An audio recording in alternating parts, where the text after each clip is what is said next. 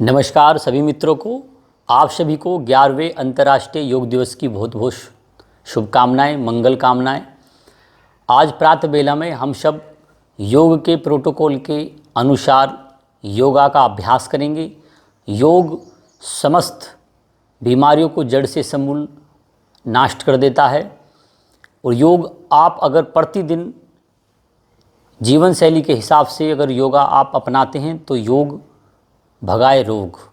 नित्य प्रतिदिन योग हमें करना चाहिए, क्योंकि योग और प्राणायाम एक ऐसी चीज़ है जिससे करने से लगातार व्यक्ति स्ट्रेस से बहुत जल्दी दूर हो जाता है और उसकी बीमारियां बिल्कुल समाप्त हो जाती हैं। तो योग के कुछ बीमारियों जो असाध्य बीमारी हैं, जकड़न है शरीर में, शरीर के अंदर आलस्य भरा रहता है, इन सभी बीमारियों को योग बिल्कुल कम समय में दूर कर देता है। तो सबसे पहले हम अपने शोल्डरों की एक्सरसाइज करेंगे बैठे बैठे योगा प्रोटोकॉल के अनुसार। सबसे पहले आप अपने हाथों को धीरे धीरे 10 बार आप ऐसे कीजिए। जब आप 10 बार रोज़ 10 से 20 बार आप हाथों की एक्सरसाइज करेंगे तो आजकल एक बीमारी चल रही है, नसों के अंदर गांठें बन जाना, ट्यूमर बन जाना, नसों की अंदर खून का प्रवाह कम हो जाना। और इस एक्सरसाइज को करने से हमारे हाथों की जो स्किन है वो टाइट रहेगी और शोल्डर जब चलेंगे तो इससे शोल्डरों की मसल्स बिल्कुल तनाव रहित रहेगी। इस प्रकार 10 बार आगे से भी हम बिल्कुल कर सकते हैं। ऐसे ये सूक्ष्म व्यायाम है।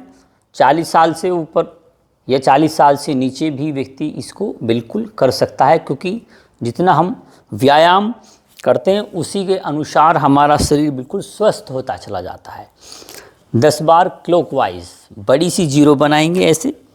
इसको करने से रोज़ प्रतिदिन 20 से 30 बार ऐसे गोलाकार आवृत्ति में घुमाने से सर्वाइकल, साइटिका, माइग्रेन, आधा सीसी का दर्द दूर हो जाता है। 10 बार पहले आप आगे से पीछे की ओर चलाएंगे, फिर 10 बार पीछे से आगे की ओर एक गति बना के आप शोल्डर को घुमाएंगे। इस प्रकार चलाने से आपके जो शोल्डर से संबंधित बीमारियां हैं वो बिल्कुल दूर हो जाएगी। दूसरी एक्सरसाइज है गर्दन का व्यायाम। लगातार जब आप कंप्यूटर पर बैठे बैठे कोई भी कार्य को आप दिशा देते हैं तो उसमें बहुत समय लगता है। उसी के लिए आपकी गर्दन में दर्द ना हो, जकड़न ना रहे, उसी के लिए आप धीरे धीरे 5 बार एक आवृत्ति बनाइए गोल सी। गोलाकार आवृत्ति में आप गर्दन को धीरे धीरे घुमाइए। इसको करने से हमारा ब्लड सर्कुलेशन अच्छा हो जाता है। अब विपरीत दिशा में घुमाइए ऐसे गर्दन को। जब रोज़ प्रातः आप किसी भी पार्क में या छत पे जाके आप योगा करते हैं तो योगा हमारे शरीर को एक दिशा प्रदान करता है। इस प्रकार से गर्दन को थोड़ा सा शोल्डर की तरफ पूर्णतः झुका दीजिए और दूसरी तरफ फिर झुका दीजिए। इस प्रकार से जब हम झुकाएंगे तो इससे हमारी जो नसें भारी हो गई हैं, जिसमें लगातार जो है दर्द बना रहता है, तो इससे आपकी गर्दन को बहुत ज़्यादा फ़ायदा होगा। इससे गर्दन में जकड़न नहीं होगी और गर्दन के जो नीचे का भाग जो होता है वहाँ पे गांठ बन जाती है, जिससे लगातार दर्द बनता है।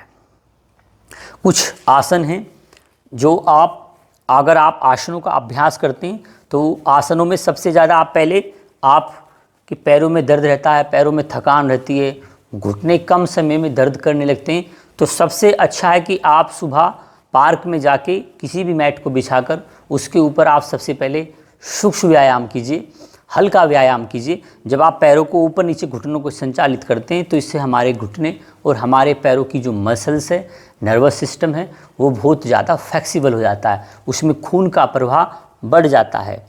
दूसरा, आप अपनी जो एड़ियां हैं, अपनी उंगलियों को धीरे से एक गोलाकार आवृत्ति में बनाइए। अपने फिंगरों को 10 बार ऐसे घुमाइए। ऐसे करने से हमारे पैरों में गठियावाय, कंपापात, जोड़ों का दर्द बिल्कुल निसंदेह दूर हो जाता है। 10 बार एक आवृत्ति में, 10 बार दूसरी आवृत्ति में आप ऐसे से धीरे धीरे बनाएंगे तो आपको पैरों से संबंधित कोई भी रोग बिल्कुल भी नहीं होगा।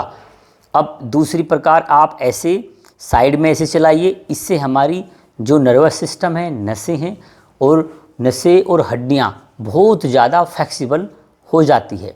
यह हमें 5 से 10 बार रोज़ प्रतिदिन पार्क में जाकर ऐसे सूक्ष्म व्यायाम हमें करना चाहिए, क्योंकि आदमी ज़्यादातर जिमों में जाता है। जिम में जाने से बॉडी मजबूत तो हो जाती है, किंतु अंदर की जो मसल्स हैं, अंदर के जो ऑर्गन्स हैं, वह मजबूत नहीं हो पाते हैं। और लगातार यह देखने में आ रहा है कि जितना ज़्यादा जिम में जाते हैं, जितना आप ज़्यादा खाना पीना खाते हैं और उसमें प्रोटीन का इस्तेमाल करते हैं, जिस कारण से कम उम्र में लोगों को हार्ट अटैक की बीमारी ज़्यादा देखने में आ रही है। अगर आप उसकी जगह योग व्यायाम करेंगे, आसन करेंगे, तो वो आपको जीवन भर स्वस्थ रखेगा, निरोग रखेगा। ये एक्सरसाइज जो मैं आपको करा रहा हूँ एक पैर को मोड़ के, इससे हमारी डिस्क नहीं हटेगी। जो हमारे कमर के नीचे का भाग होता है उसमें लगातार दर्द बना रहता है। सुबह उठकर 10 से 15 बार आप इस प्रकार अगर आप एक्सरसाइज करेंगे तो आपको निसंदेह कमर के पिछले भाग का दर्द समाप्त हो जाएगा। या जिसकी डिस्क हट चुकी है और डिस्क हटने के बावजूद भी कमर में दर्द रहता है, तो रोज़ सुबह उठ के जो मैं ये सूक्ष्म व्यायाम करा रहा हूँ, इस व्यायाम को करने से उसकी डिस्क भी अच्छी हो जाएगी और उसकी कमर का दर्द बिल्कुल धीरे से समाप्त हो जाएगा। हल्के से पैरों को खोलकर धीरे धीरे ऐसे आप आगे पीछे 10 बार कीजिए। इससे हमारी कमर का भाग, पिछला भाग और शोल्डरों का भाग लगातार एक गति देता है शरीर को, जिस कारण से सारे शरीर की जकड़न समाप्त हो जाती है। और इससे हमारी जो गर्दन में बार बार दर्द बनता है वो भी समाप्त हो जाता है। अगली एक्सरसाइज है, आप धीरे से चक्की चलाइए। ऐसे चक्की चलाने से हमारे शरीर में बहुत ही कम समय में जो चर्बी पेट में है, जो पेट की चर्बी ग्रोथ कर रही है, वो चर्बी बहुत कम समय में कम हो जाती है। पहले कुछ वर्ष पहले, आज से 20-30 साल पहले, ग्रामीण समावेश में चक्कियाँ होती थी। माताएं चक्कियों से आटा पीसती थी, 10 बार राइट से लेफ़्ट, 10 बार लेफ़्ट से राइट। तो उनका पेट अच्छा रहता था। उनको सर्जरी कराने के लिए, ऑपरेशन कराने के लिए अस्पताल में नहीं जाना पड़ता था, क्योंकि वो पूर्णतः व्यायाम करती थी। आजकल कोई भी माताएं, कोई भी बहना ज़्यादा हार्ड वर्क नहीं करना चाहती, जिस कारण से ऑपरेशन की मात्रा लगातार बढ़ती जा रही है। डॉक्टर, जब भी आप डॉक्टर के पास जाते हैं तो वो सबसे पहले आपका ऑपरेशन कर देता है। इस प्रकार से बैठ सकते हैं। ये वज्रासन है। खाना खाने के पश्चात हमें कुछ देर वज्रासन पे बैठकर ऐसे धीरे धीरे पैरों को हिलाना चाहिए, जिससे हमारे घुटने अच्छे रहें, घुटनों में दर्द ना हो, घुटनों में गैप ना आए। लगातार केचरी में खड़े होकर खाना बनाने से घुटनों में गैप जल्दी आ जाता है, पैर तिरछे हो जाते हैं, पैरों में दर्द होने लगता है। तो ऐसे बैठ के हमें धीरे धीरे पैरों को हिलाना चाहिए। इसके पश्चात हल्का सा, अगर आप उम्र के साथ अगर आप रोज़ अभ्यास करते हैं तो चंद्रासन भी आप ऐसे कर सकते हैं। हल्का सा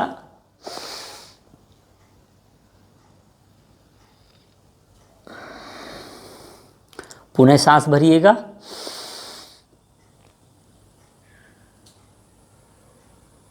ऐसा करने से हमारी कमर का पिछला भाग बहुत ज़्यादा फ्लेक्सिबल हो जाता है, उसके अंदर लचीलापन आ जाता है।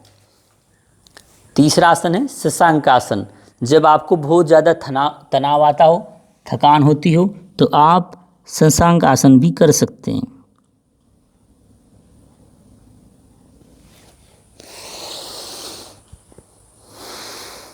यह एक ऐसा आसन है, जब भी आपको बुखार आए या आपको थकान ज़्यादा हो तो आप शशांक आसन का सहारा ले सकते हैं।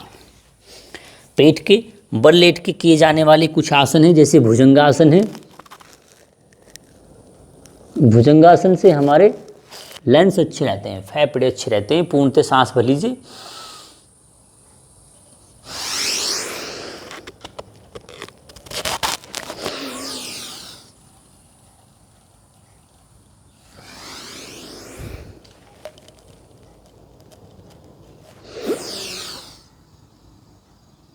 इस प्रकार से सांस भरते हुए ऊपर की तरफ जब आप उठेंगे तो इससे हमारी कमर का भाग संचालित होगा और कमर से बहुत सारी चीज़ें दूर हो जाएंगी। बीच बीच में अगर आपको कमर में दर्द ज़्यादा रहता है तो आप पशु विश्राम आसन भी कर सकते हैं। इस प्रकार से पीछे के पैरों को आप एक दिशा में मोड़ लीजिए और धीरे से लेट जाइए।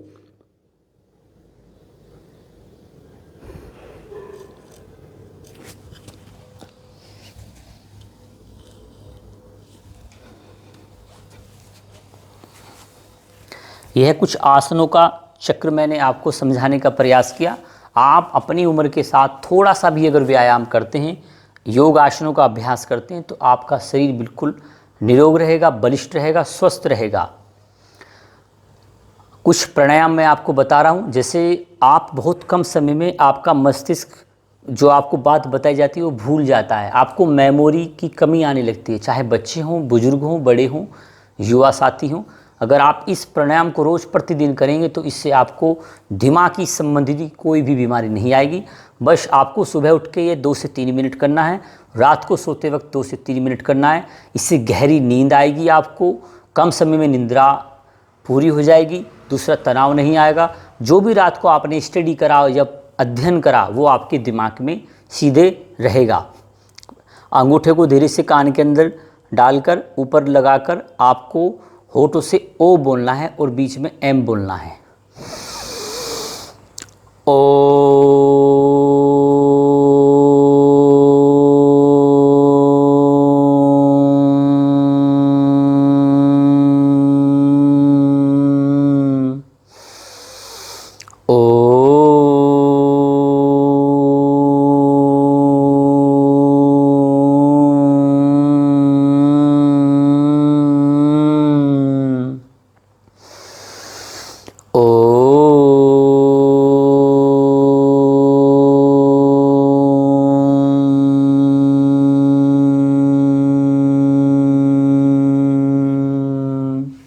यह भ्रामरी प्राणायाम है। लगातार आप जब 2 से 3 मिनट इस प्राणायाम को करेंगे तो इससे हमारे मस्तिष्क के अंदर सोए हुए सेल्स जागरूक हो जाएंगे, आपकी मेमोरी कभी वीक नहीं होगी। आप इस प्राणायाम का सहारा ले सकते हैं, आपको किसी भी प्रकार की टैबलेट्स की ज़रूरत ही नहीं पड़ेगी।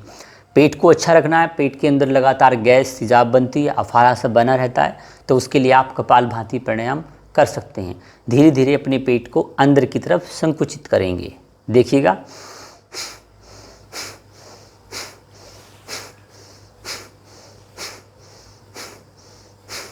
इस प्रकार आप कपालभाति प्राणायाम 10 से 20 बार कर सकते हैं। इससे पेट से संबंधित सभी बीमारियां आपकी दूर हो जाएगी, कितनी ही असाध्य बीमारी क्यों ना हो। तीसरा प्राणायाम है, आजकल युवा वर्ग में देखने में आ रहा है कि उनको नाक से संबंधित नज़ला जुखाम तो रहता ही रहता है, नाक का साथ में मांस बढ़ जाता है, जिसको साइनस की बीमारी बोलते हैं। अगर आप लगातार अनुलोम विलोम प्राणायाम का अभ्यास करेंगे तो आपके इससे वात और पित्त की जो संबंधित बीमारी है वो निसंदेह दूर हो जाएगी। देखने का प्रयास करिएगा।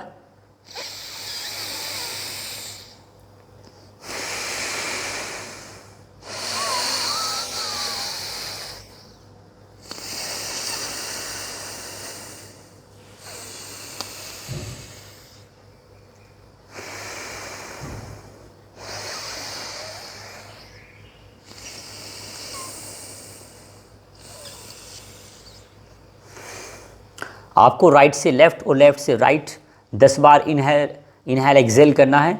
10वीं बार करके 11वीं बार आप सांस भर के रोज़ प्रतिदिन भर के बैठ जाइए करेंगे। आप सांस को कम से कम 40 से 1 मिनट तक रोकने का प्रयास करें। यह बहुत ही चमत्कारिक प्राणायाम है।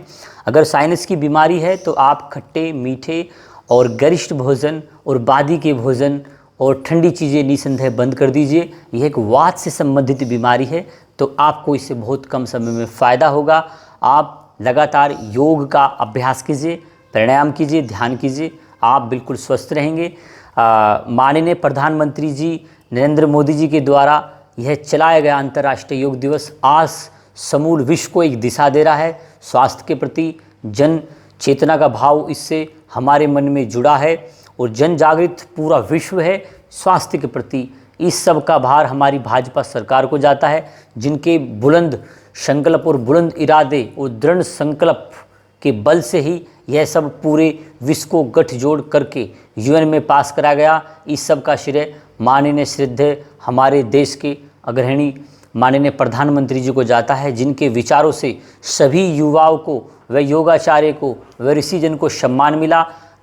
2014 से पहले किसी भी योगा टीचर को सम्मान नहीं दिया जाता था, ना ही किसी ऋषिजन को, ना ही किसी साधु महात्मा को। तो मैं ऐसी पुण्य आत्मा को नमन करता हूँ, प्रणाम करता हूँ, जिनके इन विचारों से सुमल विश्व में अंतर्राष्ट्रीय योगा दिवस मनाया जा रहा है। आप सभी को अंतर्राष्ट्रीय 11वें अंतर्राष्ट्रीय योग दिवस की बहुत बहुत शुभकामनाएं। धन्यवाद। नमस्कार।